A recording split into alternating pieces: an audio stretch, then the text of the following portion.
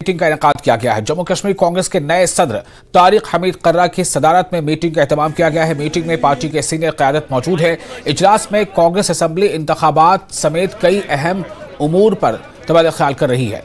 जो कि आपको पता है कि अभी हाल ही में तारिक हमीद कर्रा को जम्मू कश्मीर कांग्रेस का सदर बनाया गया है और उसके बाद ये एक अहम मीटिंग इस वक्त हो रही है और समझा यह जा रहा है कि इस मीटिंग का मकसद चुनाव को लेकर के हिकमत अमली तैयार करना और उसको लेकर गुफ्तशुनीद करना है। श्रीनगर में कांग्रेस की मीटिंग का इनेकाद किया जा रहा है। जम्मू कश्मीर कांग्रेस के नए सदर तारिक हमीद कर्रा की सदारत में ये मीटिंग हो रही है। मीटिंग में पार्टी के सीनियर क़यादत मौजूद है। इजलास में कांग्रेस असेंबली इंतखाबात समेत कई अहम उमूर पर तबादला ख्याल कर रही है। और इस खबर पर ज्यादा जानकारी के साथ मौजूद हमारे रिपोर्टर सरोज कफील। सरोज, इस मीटिंग को किस नजरिए से देखा जाए? विशाल, आपको बता दूं सबसे पहले तो इस वक्त हम कांग्रेस हेडक्वार्टर्स जो है श्रीनगर वहां पे खड़े हैं। अभी यहाँ पे तारिक हमीद कर्रा पहुंचे हैं। जिस तरह से आप कह रहे थे कि जेकेपीसीसी के अभी वो नए अध्यक्ष चुने गए हैं, एक वालियाना इस्तकबाल हुआ है उनका।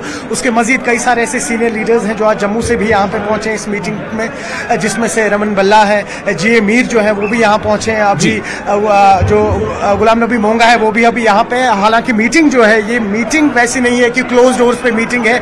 आप ऐसा कह सकते हैं कि एक कन्वेंशन है जहां पे पार्टी के तमाम वर्कर्स जो हैं, इस वक्त आप दृश्यों में देख पा रहे होंगे, मुख्तलिफ न सिर्फ कश्मीर से हैं, जम्मू कश्मीर के तमाम कोनों से आए हैं, राजौरी पुंछ से भी कुछ रिप्रेजेंटेटिव्स आए हैं यहाँ पे। और पहली बार दिनों बाद हमने देखा है कि कांग्रेस दफ्तर में इस तरीके की इस नौयत की भीड़ है। और अभी भी जो है अभी स्पीच चल रहे हैं। हालांकि अगर हम अभी बात कर लें अगर हम बात कर लें अभी तो अभी जो हमीद कर्रा है उन्होंने अभी अपना स्पीच नहीं दिया हुआ है। और कहीं ना कहीं जो बाकी पॉलिटिकल लीडर्स हैं जैसे GA मीर हैं, जैसे रमन बल्ला है, जब वो अभी लोगों से बात कर रहे थे तो उन्होंने क्लियर इंडिकेशन दी है कि इलेक्शंस जो है, चुनाव की घोषणा अभी यहाँ हो चुकी है और किस तरीके से अब आगे पार्टी जो है वो प्लान करेगी कि किस तरीके से इनको आगे जो रणनीति बनानी होगी उस पर भी बात होगी। और मैनिफेस्टो जो है वो आने वाले कुछ ही दिनों में अभी यहाँ पे रिलीज कर दिया जाएगा।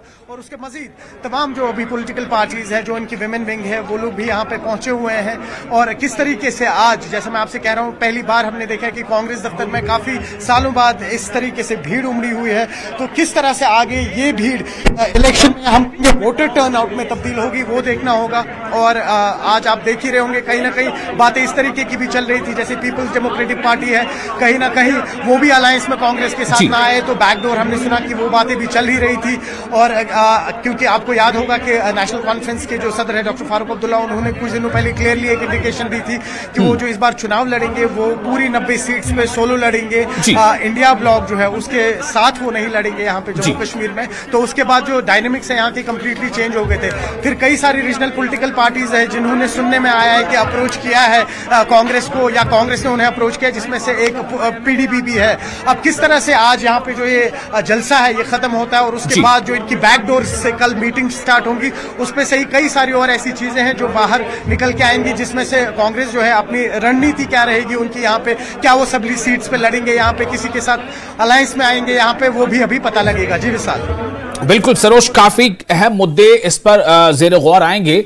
और सबसे अहम बात है, मैं भी ये देख पा रहा हूं कि काफी जो है गहमा गहमी है और ऐसा लग रहा है जैसे कुछ बहुत बड़ा होने वाला है। आपने ये बताया कि हेडक्वार्टर में आप मौजूद हैं और काफी बड़ी तादाद में वहां पर पार्टी समर्थक, पार्टी सपोर्टर्स मौजूद हैं। क्या इसमें आम लोग भी कुछ हैं या सिर्फ और सिर्फ पार्टी के वर्कर्स हैं?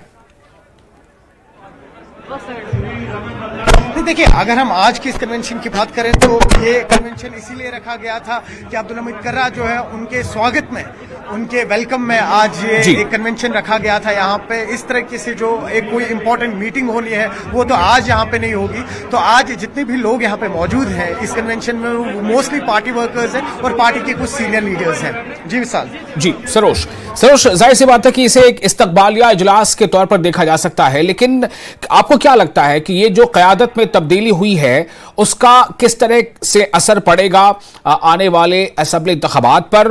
और साथ ही साथ क्या क़यादत की तब्दीली से कहीं ऐसा तो नहीं है कि कोई एक सेगमेंट होगा पार्टी के अंदर ही जो नाराज होगा या मायूस होगा, या फिर क्या तारिक हमीद कर्रा जो है वो अपनी उम्र और अपने तजुर्बे से तमाम चीजों को संभाल लेंगे?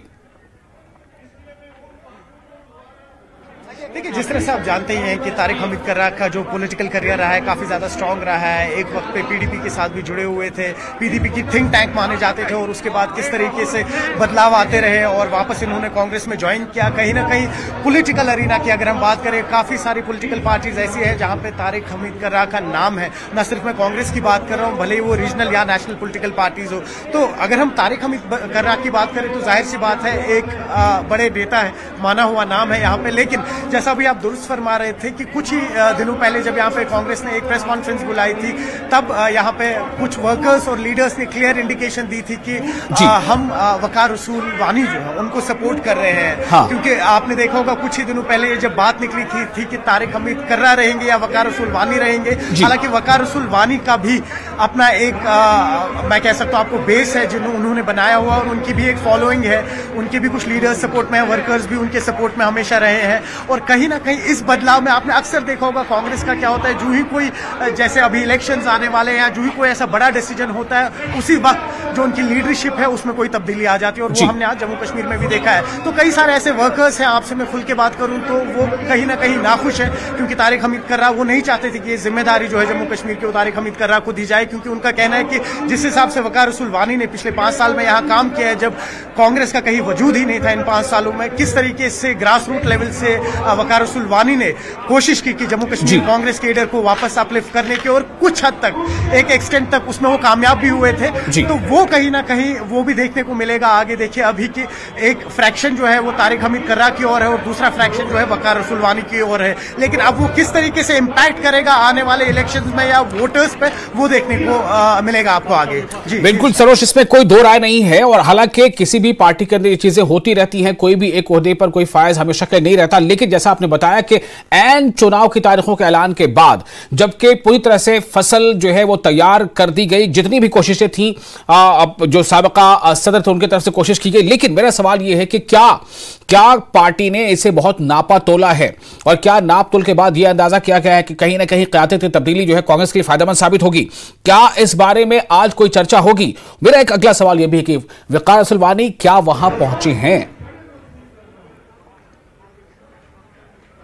देखिए, वकार रसूल वानी तो यहाँ पे नहीं आए। आज तो एक क्लियर इंडिकेशन होती है कि शायद वो कहीं ना कहीं इस फैसले से खुश नहीं थे, लेकिन उन्हें अब एक और जिम्मेदारी दी गई है कि सीडब्ल्यूसी के मेंबर भी बनाया गया है उनको। लेकिन उसके मजीद, जैसा अभी आपने बिल्कुल दुरुस्त फरमाया कि क्या ये जो तारिक हमीद कर्रा है, इनको अगर ये जिम्मेदारी दी है तो ये निभा पाएंगे कि नहीं? बिल्कुल। देखिए, उसमें एक वजह ये भी हो जाती है, जैसा अभी मैं कह रहा था आपसे, कि तारिक हमीद कर्रा जो है वो एक्सेप्टेबल है। न सिर्फ कांग्रेस में, कई सारी ऐसी पॉलिटिकल पार्टीज है जो यहाँ के लोग हैं, स्पेशली अगर हम बटमालू खिते की बात करें जहां से अक्सर ये चुनाव लड़ते थे, और वहां पर इनका काफी ज्यादा स्ट्रांग होल्ड रहा है। और पार्टी के जो सीनियर लीडर्स हैं, देखिए आज जैसे मैं आपसे बात कर रहा हूं कि रमन भल्ला जैसे, जे मीर जैसे जो स्टॉलवॉट्स हैं कांग्रेस के, वो आज यहाँ पर है। वो भी कहीं ना कहीं शायद चाह रहे थे कि तारिक हमीद कर्रा जो है, इतना एक्सपीरियंस है उनका, वही शायद कश्मीर की भागदौड़ संभाले। तो इस वजह से कहीं ना कहीं ये जो डिसीजन है एटलीस्ट पार्टी के सीनियर लीडर्स के लिए, उनके लिए तो फेवरेबल है। लेकिन जो नया काडर वकार रसूल वानी ने यहाँ पे क्रिएट किया था, वो कहीं ना कहीं इससे खुश नहीं है। लेकिन अब जिम्मेदारी दी गई है, देखिए महज 1 महीना बचा है अब इलेक्शन को। अब किस तरीके से तारिक हमीद कर्रा जो है वो अपना मेटल प्रूव करेंगे ग्राउंड पे, किस तरीके से उनका ये जो मैं आपसे कह सकता हूं कि उनका जो ये स्टेटस है, जिस हिसाब से वो जाने जाते हैं, क्या उनका वो फेमस होना वो उस वोट को कन्वर्ट कर पाएगा? इवेंचुअली वोटर उनके नाम पे बाहर आएगा या नहीं आएगा, वो इंटरेस्टिंग होगा।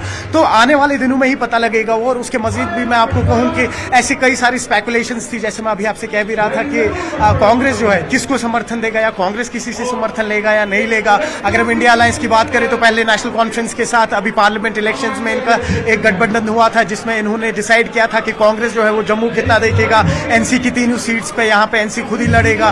तो वो कहीं ना कहीं चेंज हो गया है अब। तो उसका भी कितना इंपैक्ट पड़ेगा, क्योंकि वोटर भी अभी कहीं ना कहीं इससे अवेयर नहीं है कि नेशनल कॉन्फ्रेंस और कांग्रेस जो है वो एक साथ नहीं लड़ने वाला है। इस तरीके से वो भी इंपैक्ट पड़ेगा। तो कुल मिलाकर अगर बात की जाए, बिल्कुल तारिक हमीद कर्रा जो है इस वक्त, अगर आप देख पाए तो इस वक्त भी उन्होंने अभी अपना स्पीच शुरू किया हुआ है। लोग जो हैं या पार्टी वर्कर्स जो हैं, उन्होंने काफी जोशो खरोश से आज तारिक हमीद कर्रा का वेलकम किया है, और अभी भी कहीं ना कहीं जो वो एड्रेस कर रहे हैं। चलिए, बहुत शुक्रिया आपका सरोज, तमाम जानकारी के लिए। फिर आपके पास हम लौटेंगे अपडेट के लिए कि आज तारिक हमीद